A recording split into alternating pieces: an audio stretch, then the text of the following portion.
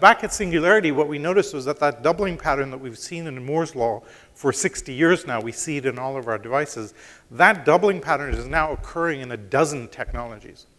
And this is very unique. In the history of our species, at any given time, maybe one technology was accelerating or another. Today, we have a full dozen. And that basket is expanding as we underpin computation in more and more domains. So in neuroscience, the resolution at which we can image the brain is doubling every year. The speed at which we can sequence the human genome is doubling every 5 months. The growth of drones are doubling in their price performance every 9 months.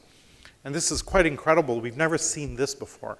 And the aggregate effect becomes quite profound. And it's really hard to spot this pace of change. All of our education, training, intuition about the world teaches us linear extrapolation. If you're running a company, you often take your past performance, you draw a line as to where things might be.